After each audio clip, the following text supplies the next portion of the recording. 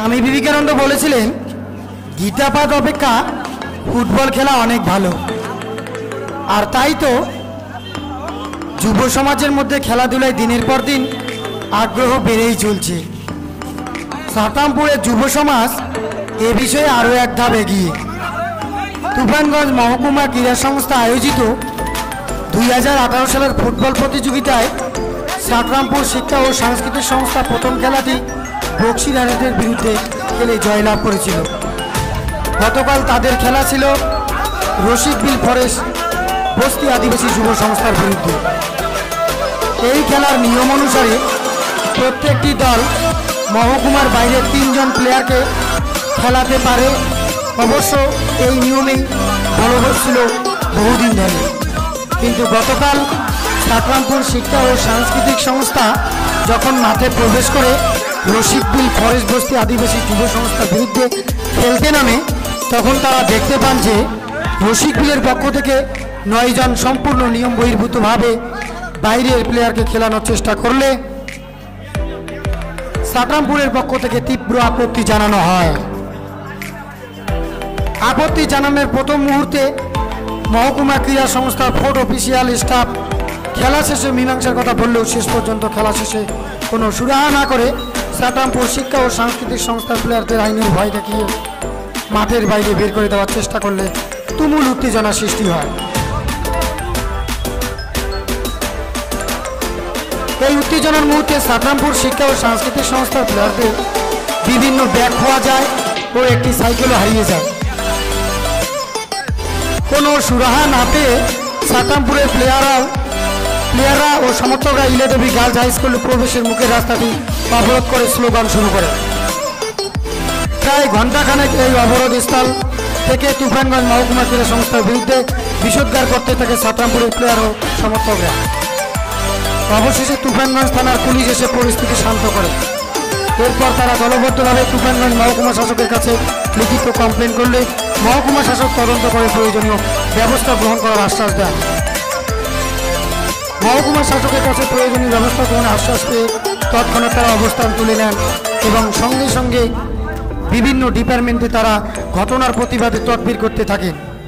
এমনকি তুফানগঞ্জ থানায়ও তারা তদবির করেন। দেখতে থাকুন তাদের আন্দোলনের কিছু মুহূর্ত আমরা আপনাদের সামনে আমাদের সেবা বিনোদনের ক্যামেরায় তুলে ধরছি এবং আমরা তুলে ধরছি সাতরামপুর শিক্ষা ও সাংস্কৃতিক সংস্থার ক্যাপ্টেন সঞ্জয় অধিকারীর সংক্ষিপ্ত বক্তব্য।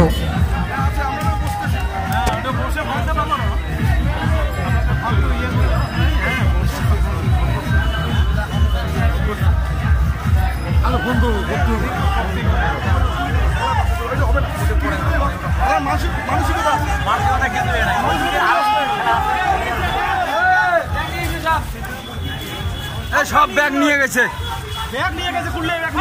ওরা বলতেছে সব ব্যাগ নিয়ে গেছে, ওই যে সেলোয়ারের ব্যাগ নিয়ে গেছে, ওই যে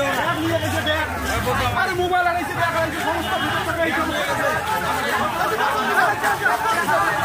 আর ছাড়বো না,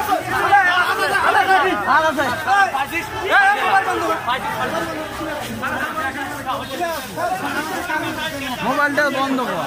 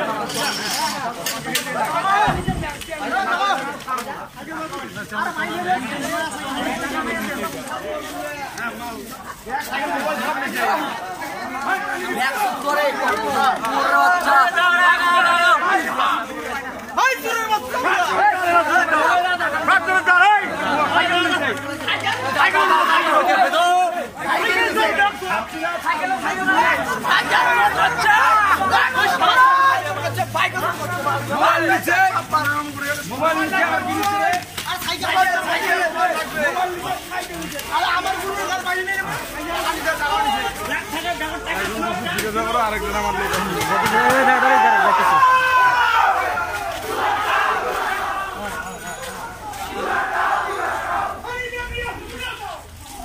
পিঠে তোর না অতক্ষণ লাগে নাকি? আচ্ছা সঞ্জয় বাবু, আজকে ঘটনাটা কি? ঘটনাটা হচ্ছে যেটা তুফানগঞ্জ মহকুমা কর্তৃক লীগ পরিচালনা হয়, সেটা এবার 2018। আমরা এবার নিয়ে 4 বছর অন্তর অংশগ্রহণ করতেছি। তো এইটা সিস্টেমেটিটা হচ্ছে যে মহকুমার বাইরের প্লেয়ার, অর্থাৎ আমাদের তুফানগঞ্জ সাব ডিভিশনের বাইরের 4টা প্লেয়ারের নাম নথিভুক্ত হবে প্রতিটা টিমে।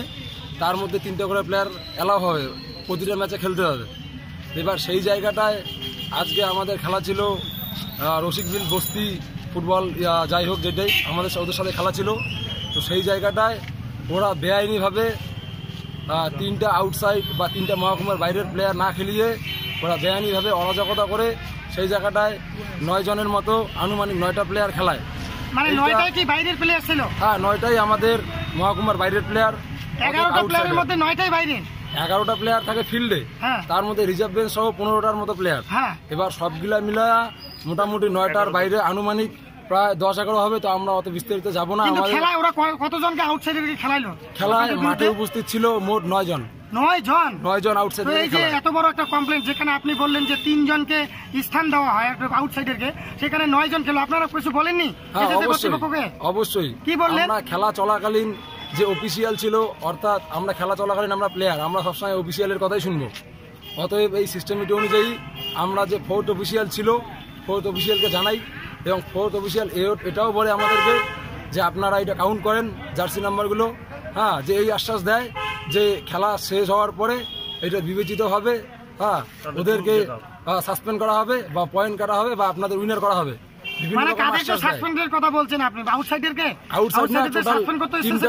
যে খেলাটা ছিল এই খেলাটা সাসপেন্ড করা ওদের, অর্থাৎ ওদের পরাজয় ঘোষণা করে আমাদের উইনার করে দেওয়ার কথা ছিল। এই আশ্বাসটা দেয়। এই আশ্বাস দেওয়ার পরে আমরা খেলা কন্টিনিউ রাখি অফিসিয়ালের কথায়। তারপর আমরা যখন এই কমপ্লেনটা নিয়ে এসএসএ কর্তৃপক্ষের কাছে যাই এবং ওনারা আমাদেরকে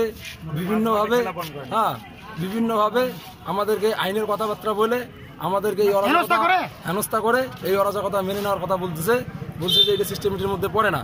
তো এইটার পরিপ্রেক্ষিতে আমরা এসডিও সাহেবের কাছে প্রোটেস্ট করলাম। আচ্ছা, এসডিও সাহেবের কাছে আপনি প্রোটেস্ট করলেন, তো এসডিও সাহেব আপনাদের কি আশ্বাস দিল? এসডিও সাহেব আমাদের আশ্বাস দিল, আমাদের অ্যাপ্লিকেশন রিসিভও করলো এবং এটাই আশ্বাস দিল যে পরবর্তীতে এসএসএ কে রিপোর্ট করার পর একটা ডেট ফিক্স করে ওদের সাথে একটা মিটিং ফিক্স করবে এবং ওই মিটিংয়ে আমাদের এই বিস্তারিত ব্যাপারগুলো নিয়ে আলোচনা হবে।